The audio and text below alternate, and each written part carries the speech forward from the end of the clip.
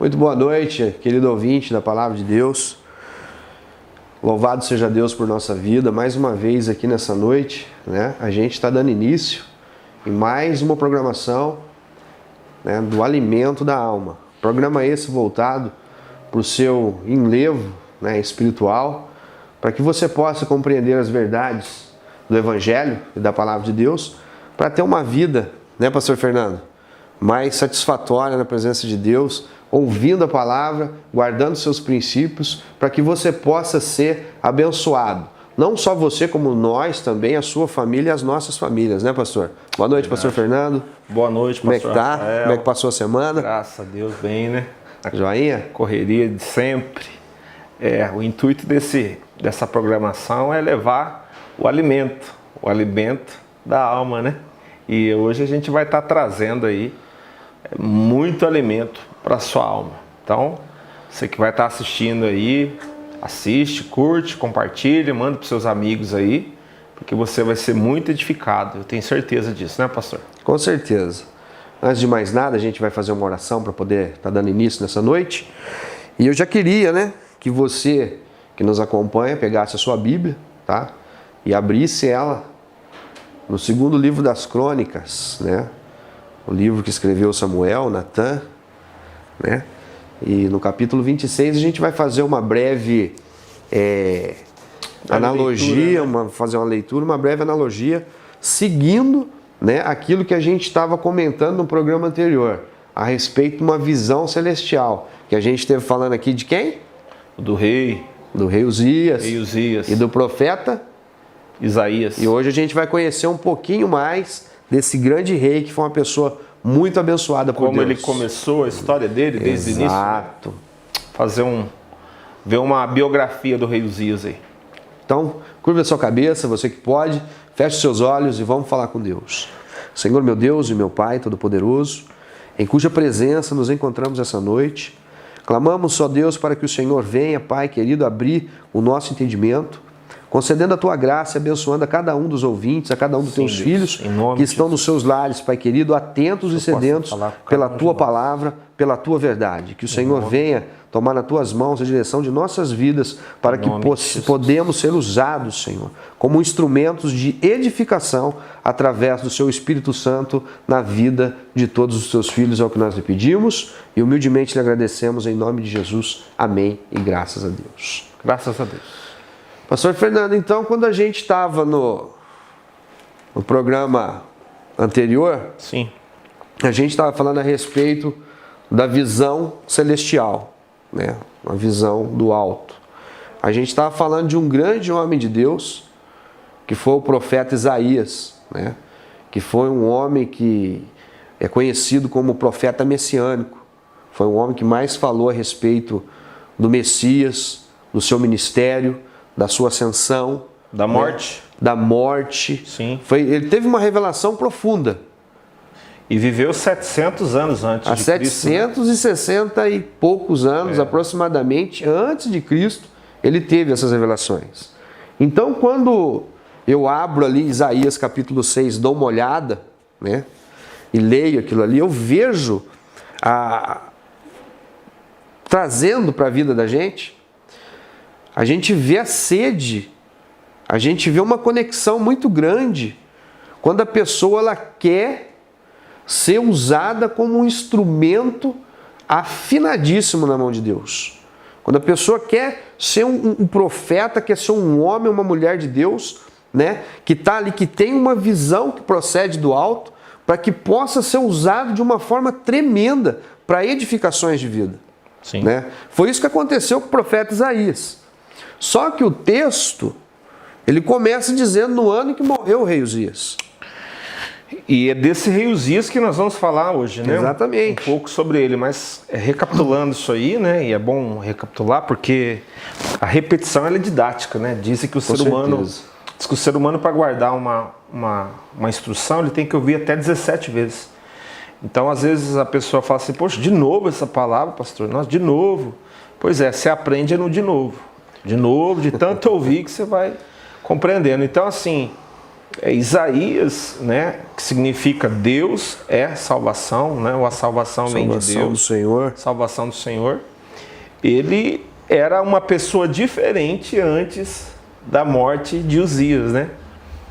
Nós comentamos na semana anterior que ele era muito de acusar, né, pastor? Ai daquele que faz Exatamente. isso, ai daquele que faz aquilo, ai desse povo, esse povo é tudo isso, esse povo é tudo aquilo. Até que o rei Uzias morreu. E no ano que morre o rei Uzias, a Bíblia fala que eu vi o Senhor assentado no alto e sublime trono. Então, depois que o rei Uzias morre, é que a visão espiritual dele se abre. Por quê? É aí que tá. Tem um antes E um depois. e um depois. Só que entre o antes e o depois tem um marco zero, né? É. Isaías era primo do rei Uzias, neto do rei Joás. Então Isaías ele era membro Ele era da um sangue, corte real. É o sangue azul que fala, né? Exatamente. Então ele fazia parte. Aí como primo, era comum Isaías, eu não vou falar que ele tinha uma vida desregrada, né? A vida particular do cara, do profeta, né? A gente não sabe. Mas segundo os seus escritos, antes desse marco zero, antes de Uzias ser tirado da vida dele, era muito comum ele apontar O dedo. as pessoas. Ai dos bebedores de vinho, ai dos adoradores, ai daquele, ai desse. Aí quando Uzias sai da vida dele, Aí ele não disse ai deles, ele disse ai de mim. Ou seja, teve um processo, né, na vida de Isaías. Então, para que ele pudesse ter essa visão do alto, que a primeira coisa que ele viu foi Deus e a sua majestade santa, que ele passou a ter uma noção do que era Deus na vida dele. É aquilo que a gente fala, aquilo que a gente comentou, que tem muita gente, até a pastora Adriana, né, ela comentou lá, achando engraçado, rindo, mas é a verdade, tem muita gente que não discerne a voz de Deus do ronco do estômago, tá? Então é uma coisa assim, o cara precisa enxergar, porque hoje está muito banalizado isso aí, entendeu? Aquela live que você fez falando da banalidade foi uma coisa de tremenda importância. Amém. É uma palavra poderosa, entendeu? Uma coisa simples, na humildade, mas que tem um peso, né? Porque o sacrifício, a vida, o Filho unigênito de Deus não ganhou a nossa eternidade numa partida de baralho ou num joguinho de sinuca. Foi com sangue Foi com dele. preço de sangue. Sangue. Entendeu? Jesus deixou sua glória, irmão. Esvaziou de si mesmo, assumiu forma de servo, morte de cruz e tem as marcas até hoje. É uma coisa muito séria isso. É. É uma coisa muito séria. Então, dentro da palavra de Deus, o alimento da alma, ele traz algo que a revelação, quando ela te alcança, ela te toca, você tem uma experiência direta com Deus. Porque você sabe que foi tocado por Deus, edificado através da sua palavra, sem nenhum interesse, nem monetário, nem de promover ministério, muito menos igreja. Sim. Não estamos falando que é ruim isso, tá? Mas aqui o intuito é trazer as verdades expostas pelo Evangelho e pela Palavra de Deus. Não é assim, pastor? É verdade. E hoje, quando a gente vai falar um pouquinho de Uzias, eu quero que você preste bastante atenção. Quem que era esse primo de Isaías? Então a gente vai partir desse princípio. Amém? Sim. E diz assim a palavra do Senhor nosso Deus. Vou até ficar de pé aqui para poder ler. Segundo Crônicas, capítulo 26, versículo 1, ó. Então todo o povo tomou a Uzias, que é o primo de Isaías, que era da idade de 16 anos, e o fez rei em lugar de Amazias, seu pai. 16 anos. 16 anos de idade. Jovem. Olha a responsa. Este edificou a Elate e a restituiu a Judá, depois que o rei adormeceu com seus pais. Era Uzias da idade de 16 anos quando começou a reinar, e 55 anos reinou em Jerusalém. E era o nome de sua mãe Jecolias, de Jerusalém. Versículo 4. E fez o que era reto aos olhos do Senhor, conforme tudo o que fizera Amazias seu pai. Porque deu-se a buscar a Deus, nos dias de Zacarias, sábios nas visões de Deus. E nos dias em que buscou o Senhor, Deus o fez prosperar. Tremendo, hein? Porque saiu e guerreou contra os filisteus, e quebrou o muro de Gate, e o muro de Jabne, e o muro de Asdod, e edificou cidades em Asdodes e entre os filisteus. Versículo 7. E Deus o ajudou contra os filisteus e contra os arábios que habitavam em Gur-Baal, e contra os meunitas, e os amonitas deram presentes a Uzias, e o seu renome foi espalhado até a entrada do Egito, porque se fortificou altamente.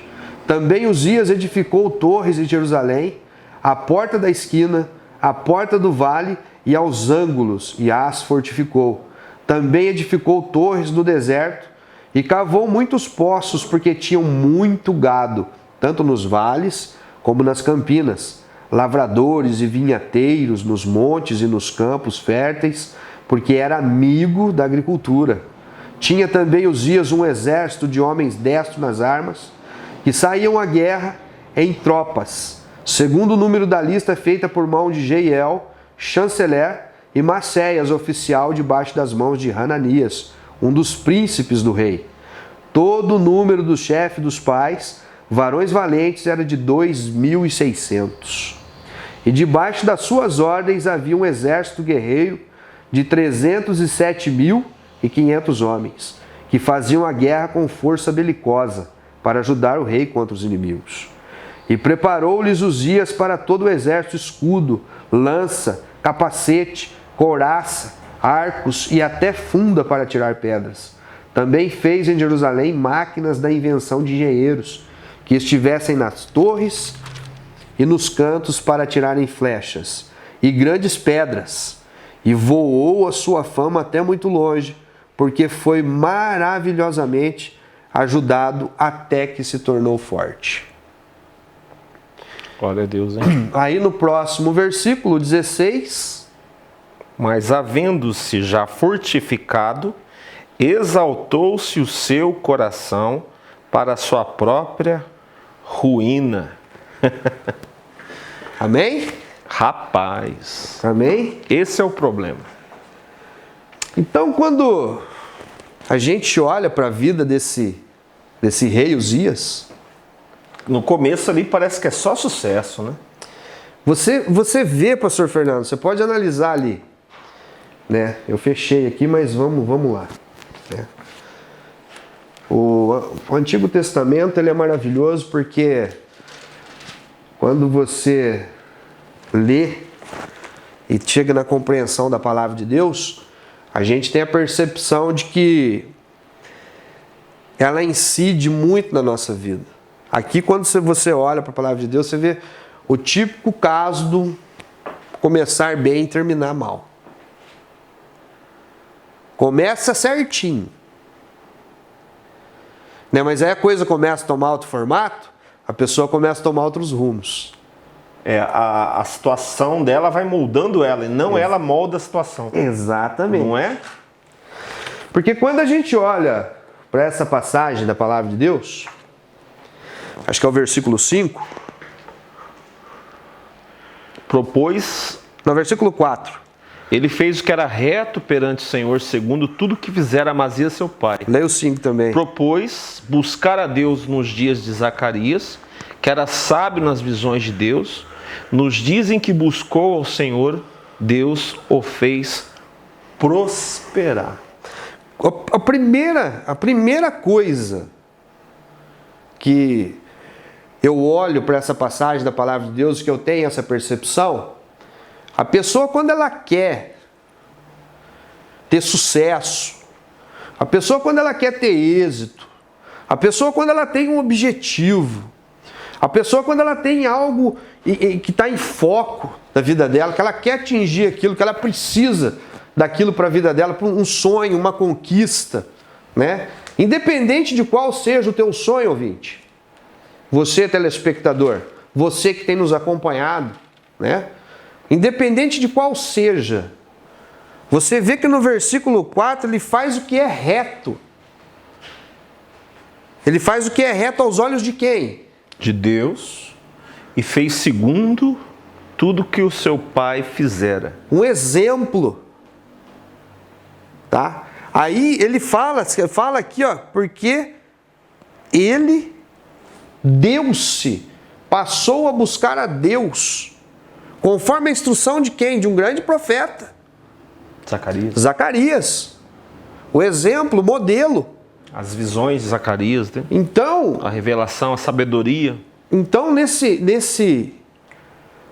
meio que a gente vive hoje, onde a palavra incide hoje na atualidade, se você tem um objetivo, se você tem um foco, quer ser um professor, quer ser um médico, quer ser um técnico de manutenção, independente do que seja, o primeiro passo, por exemplo, você pode estar às vezes com a sua vida financeira arruinada, você pode estar com a sua vida sentimental arruinada, a sua família pode estar arruinada nesse momento, independente, mas quando você passa a buscar a Deus, Deus ele começa a corresponder, porque você começa a fazer o que é reto.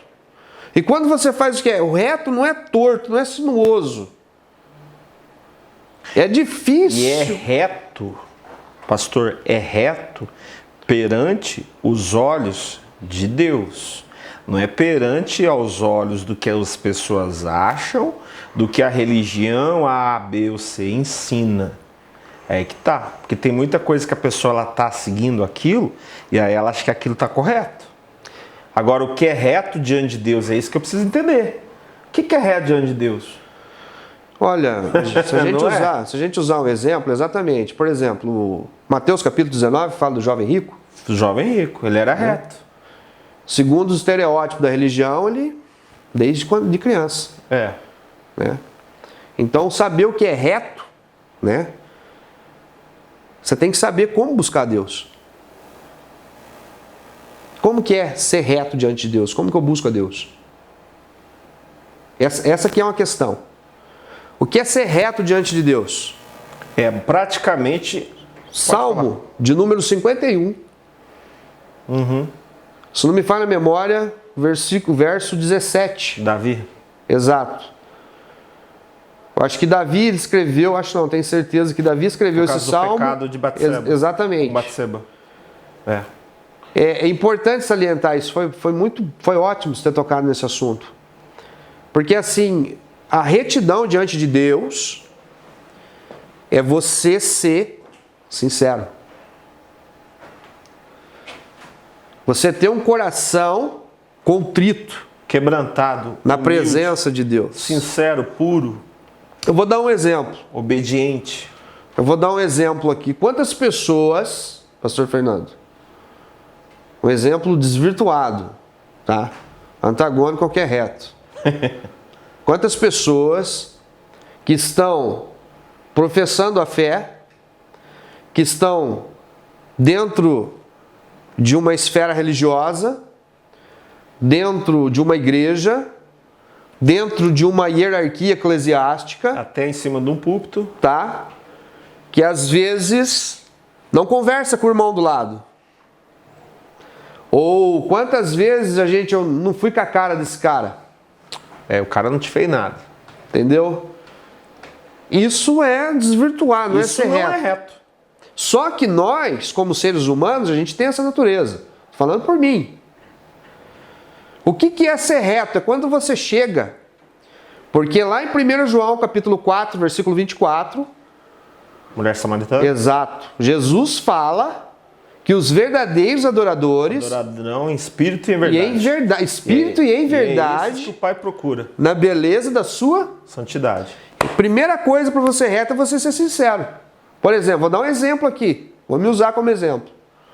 Não fui com a cara do Fernando. Tá? Ele não precisa saber. Só que eu vou lá no meu secreto. Deus, isso não é saudável. Isso não está correto. Isso não vai de encontro com a sua verdade, com aquilo que o Senhor tem ensinado. Então tira do meu coração. Porque eu tô assim, Rapaz, tô o que assim. tem de gente que é assim, né? Entendeu?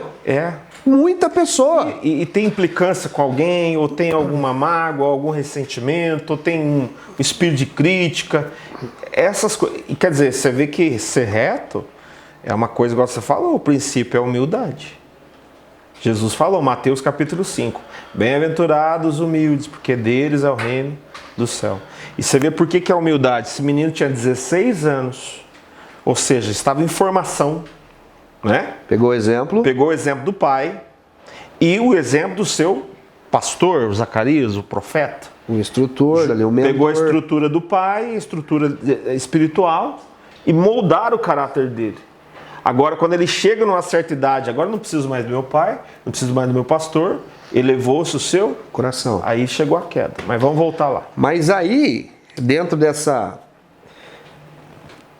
Analogia. moldagem do caráter do menino Uzias, quando você para ver, dá um tempinho na modelagem, ele se permitiu também. Exato.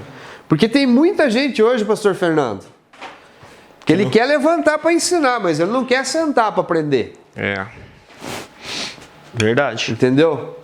A gente sabe que existem vários meios e mecanismos que Deus usa para falar com o homem, com o ser humano. Mas só existe um meio da gente falar com Deus.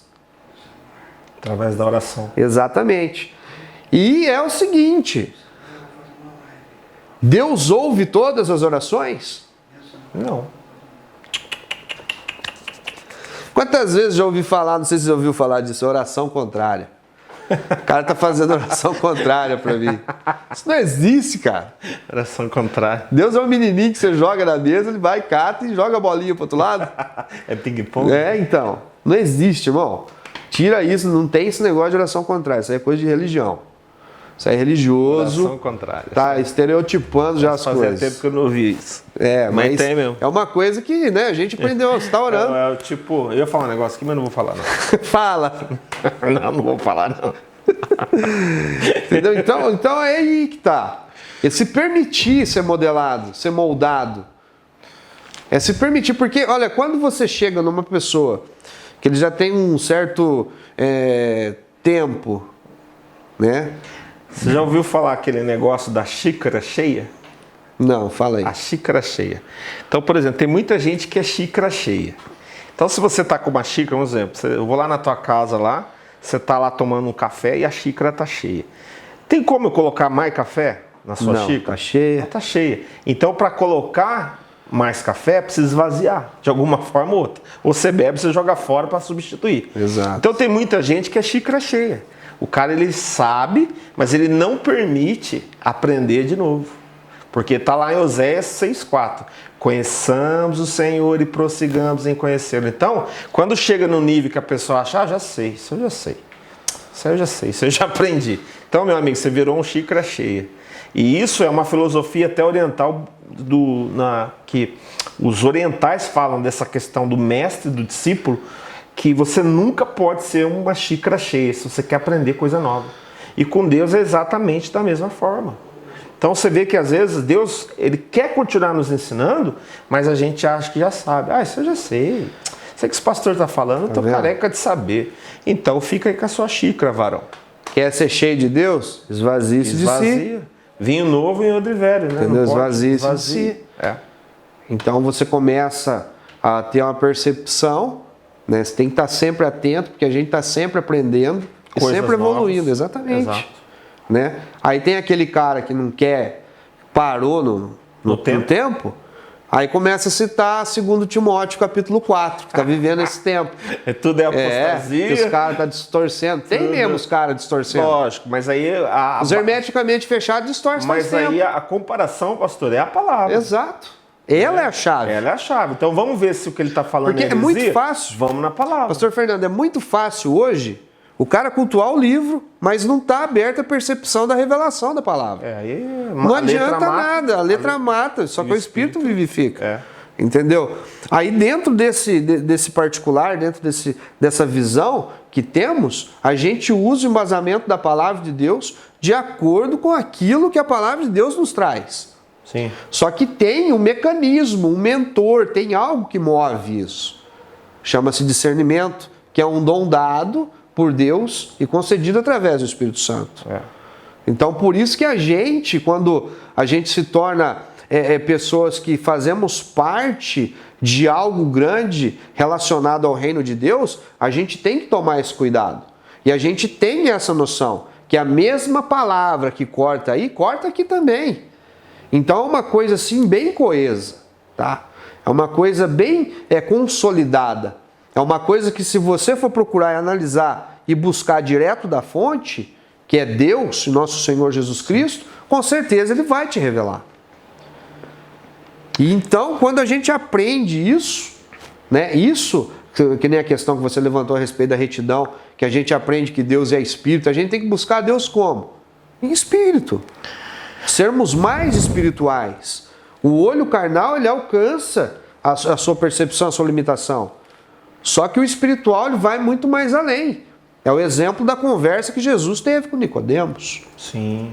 E quando esse menino, Uzias, ele passou a ser modelado e a seguir esse caminho, qual foi a primeira atitude dele? Ele propôs a buscar a Deus nos dias Zacarias. Ele, quer dizer, ele colocou dentro dele, ele colocou essa opção dentro dele de buscar a Deus. De buscar a Deus. Então ele não foi empurrado pelo Zacarias, ele não foi empurrado pelo... Partiu dele. Partiu dele. Leia Daniel, capítulo 1, versículo 8, por favor, pastor. Daniel 1? Isso, 1, 8.